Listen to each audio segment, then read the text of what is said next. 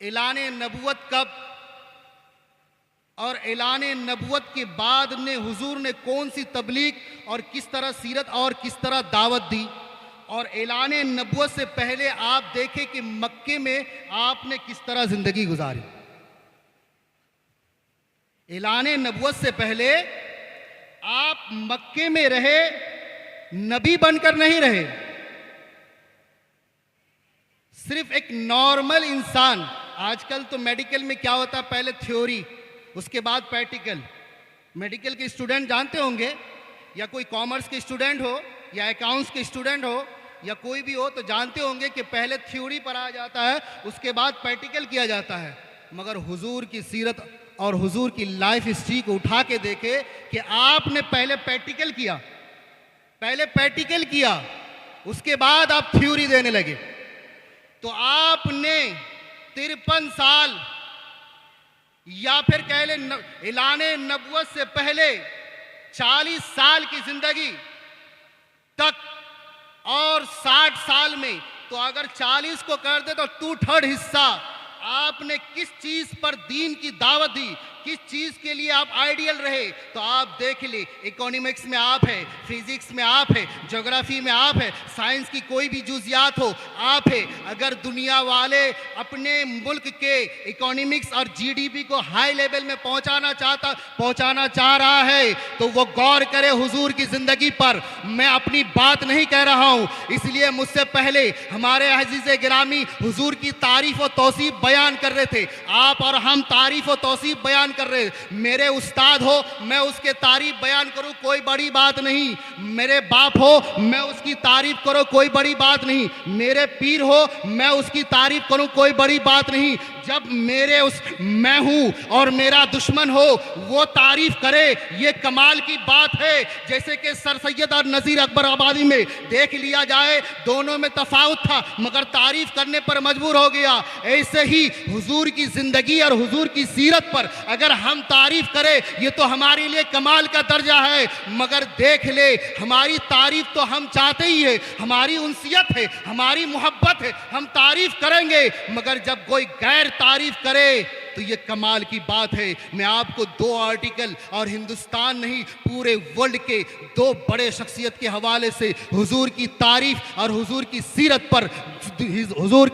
पर एक दलील दे करके रुखसत हो जाऊंगा। पहला नाम डॉक्टर माइकल हार्ट, जिनके बारे में सब जानता है कि डॉक्टर माइकल हार्ट एक बहुत बड़े स्कॉलर थे और क्रिश्चियन मजहब को फॉलो करने वाले थे और बहुत बड़े कम्युनिस्ट थे। आपने अपने दौर में कोई ऐसा इंसान नहीं जिस पर आपने रिसर्च ना किया हो। आपने पूरे दुनिया के जितने भी बड़े बड़े स्कॉलर थे, आपने हर एक पर रिसर्च किया। डॉक्टर माइकल हार्ट एक किताब लिखते हैं जिसमें उन पूरे दुनिया के 100 लोगों को क्रीम की तरह छाट करके उस किताब में जगह देते हैं और उस किताब में एक फेरिस्ट बनाते हैं और उस किताब में फेरिस्ट बनाने के बाद एनालिसिस करते हैं, रैंकिंग करते हैं और रैंकिंग करने के बाद जो टॉप ऑफ लिस्ट नाम रखते हैं अपनी किताब में, वो हुजूर का नाम रखते हैं। टॉप ऑफ लिस्ट जो नाम रखते हैं तो वो मोहम्मद का नाम रखते हैं। और उन्होंने इस नाम रखने के साथ साथ एक स्टेटमेंट भी दिया है। स्टेटमेंट ये दिया है कि ये मेरा रैंकिंग और एनालिसिस किसी के लिए ताज्जुब होगा। कोई खुश हो जाएंगे, कोई हैरत में पड़ जाएगा, कोई कंफ्यूजन में रहेंगे। इसलिए क्योंकि मानने वाले आप कौन थे, किसके थे? क्रिश्चियंस थे। और क्रिश्चियंस को मानने वाले हजरत ईसा मसीह को मानते हैं, तो टॉप ऑफ लिस्ट तो उनको रखना चाहिए। मगर हजरत ईसा अला नबीना को 3रे दर्जे में रखे, हजरत उमर को 52 नंबर पर रखे। मगर टॉप ऑफ लिस्ट जो आपने रखा तो वो हुजूर के नाम को रखा और स्टेटमेंट दिया कि मैंने हुजूर के नाम को इसलिए पहले रखा कि मैंने पूरी दुनिया की तारीख छान डाली और तारीख छानने के बाद मैंने देखा, रिसर्च किया, गौर किया और गौर करने के बाद इस नतीजे पर पहुंचा कि मोहम्मद जैसा तो कोई दूर की बात, उसके इर्द गिर्द घूमता हुआ भी कोई इंसान नजर नहीं आ रहा। उसके जैसा तो दूर की बात, उससे जैसा अमन परस्त और secularism, because there is a secularism both religion and secularism, कि मजहबी मामलात में भी और सियासी मामलात में भी, पॉलिटिकल्स हो, इकोनॉमिक्स हो, किस तरह किस मामले को सिमटना चाहिए। आजकल एडवर्टाइज देते हैं ना कि बिफोर पहले टकला फिर आफ्टर गंजा बाल आ गया, ये तो एडवर्टाइज है।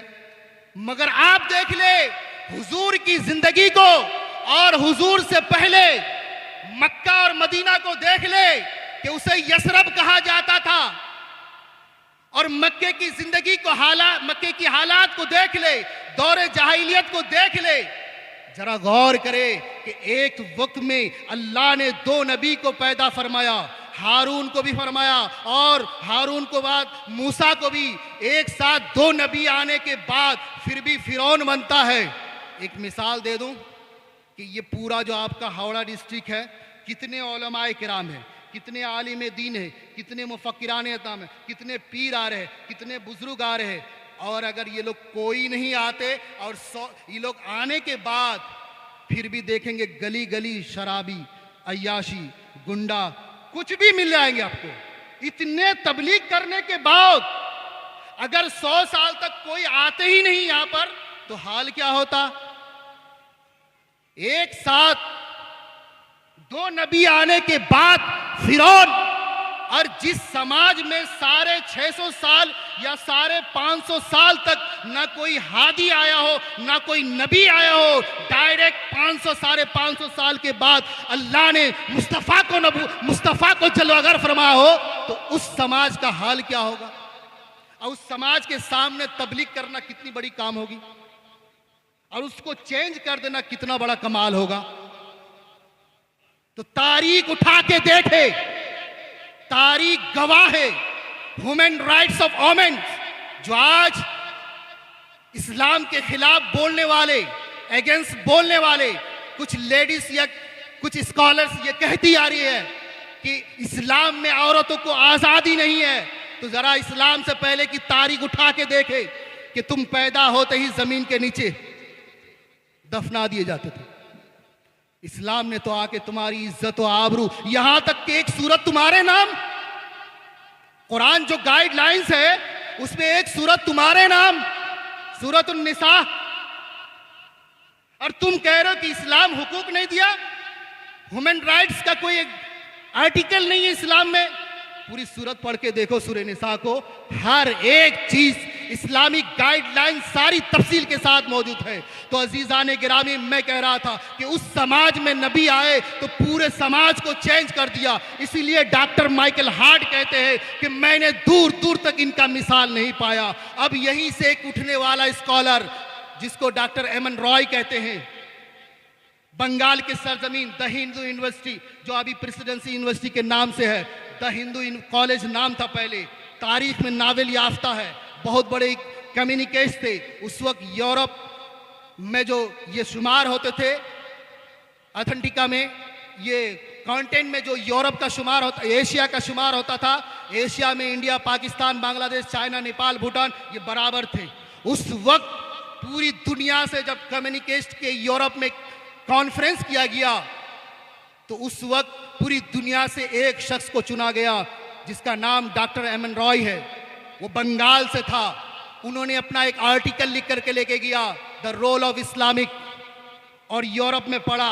उस आर्टिकल में उन्होंने एक आर्टिकल में पूरे जायजे के बाद जो उन्होंने स्टेटमेंट दिया, स्टेटमेंट देने के बाद उन्होंने कहा कि मैं खुद कम्युनिकेस्ट हूं, मैं खुद तारीखी आदमी हूं, मैं खुद तारीखी जुमला हूं, और मैंने पूरी दुनिया के जितने भी शख्सियत है, जितने भी अजीम स्कॉलर है, मैंने सब पर रिसर्च किया, और रिसर्च करने के बाद मैं इस नतीजे पर पहुंचा कि जब मैं अरब में पहुंचा, अरब में पहुंचने के बाद जब मैं लाइफ ऑफ मोहम्मद पढ़ने लगा, तो मैं इस नतीजे पर पहुंचा कि मोहम्मद जैसा इस दुनिया में कोई है ही नहीं।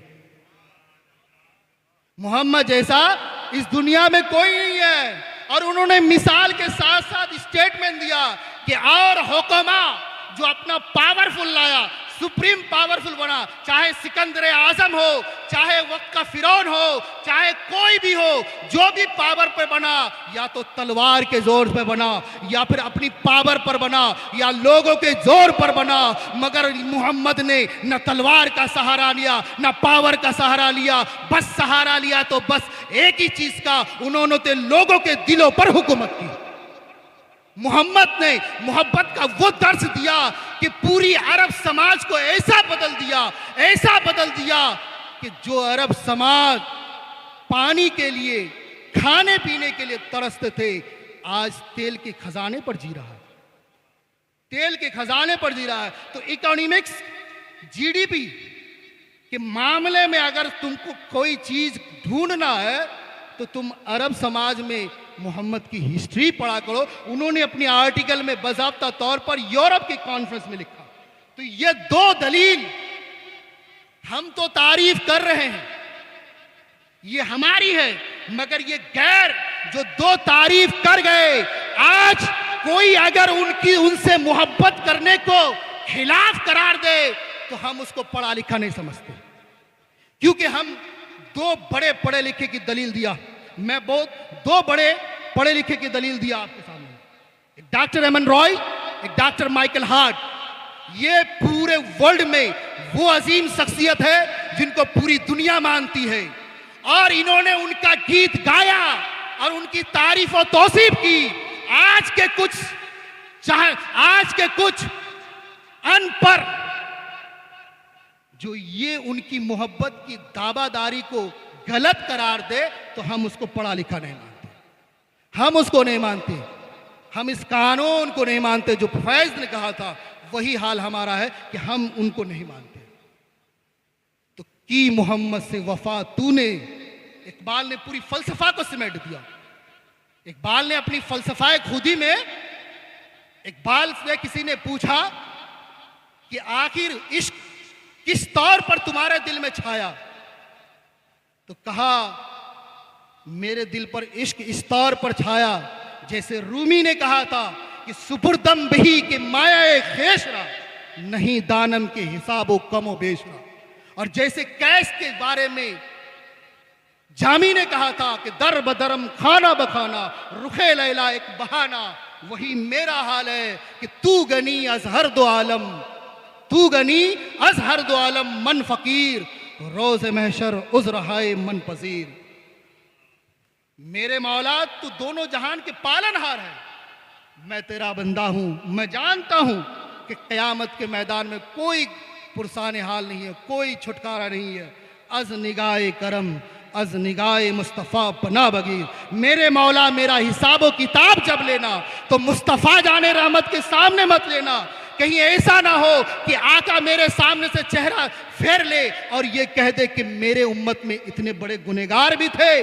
तो मेरे अजीजों, आज हम जिस दौर में जी रहे हैं, जब बड़े बड़े स्कॉलर और जब बड़े बड़े मानने वाले हुजूर गौसुल आजम, जिनकी इबादत रियासत जिनकी हर आलम में मुमताज थे, फिर भी ये कहते थे मेरे मौला मुझे जहन्नम की आग से बचा लेना, क्योंकि जहन्नम की आग तो गले का फंदा है। और आज हमारे मजहबी स्टेज से ये जलसा, मजहबी स्टेज से ये नारा उठता है कि सुन्नी जन्नती सुन्नी जन्नती। ये कहाँ से आए? जबकि हुज्जतुल इस्लाम इमाम गजाली अपने दौर में फरमाते थे कि मौलवी शफाअत पर तकरीर ना करे, गर्चे शफाअत पर हमारा ईमान है, और इससे बढ़कर ईमान है कि हुजूर की शफाअत, अल्लाह के रहमो करम से कोई जन्नत में न जाएगा। फिर भी मौलवी शफाअत पर तकरीर ना करे, क्योंकि जब मौलवी शफाअत पर तकरीर करेंगे, हर आयरू गैरू अट्ठू नट्ठू दिन भर गुनाह में मुब्तला रहता हुआ रात को कहेगा हम सुन्नी जन्नत हैं।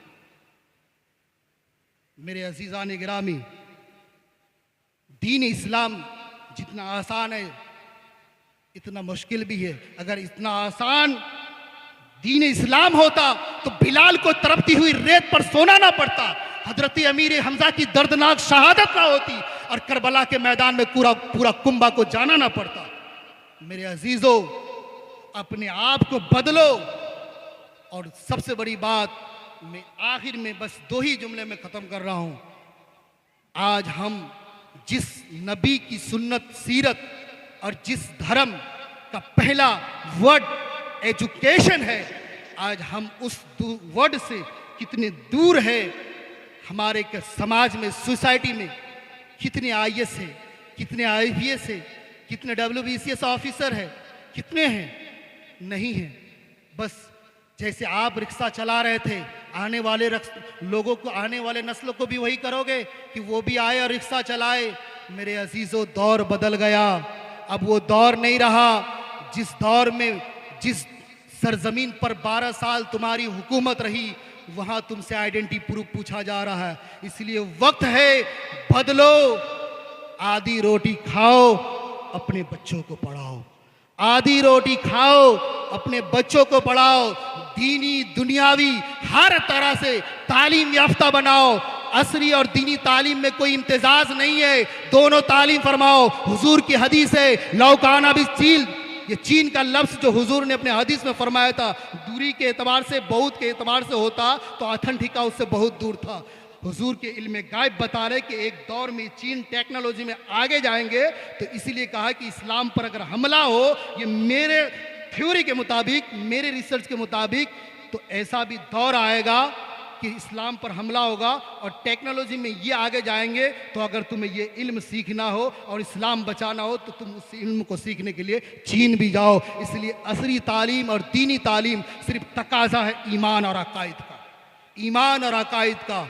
बस ईमान और अकायद सलामत रखे और इल्म दीनी और दुनियावी दोनों हासिल करते। वाखिर दावान अल्हम्दुलिल्लाह रब्बिल आलमीन। दौरान गुफ्तगू से अगर मेरी बातों से किसी की दिली रंजिश हुई हो तो मैं माफ़ी का तलबगार हूँ। और कज़्दन अहमद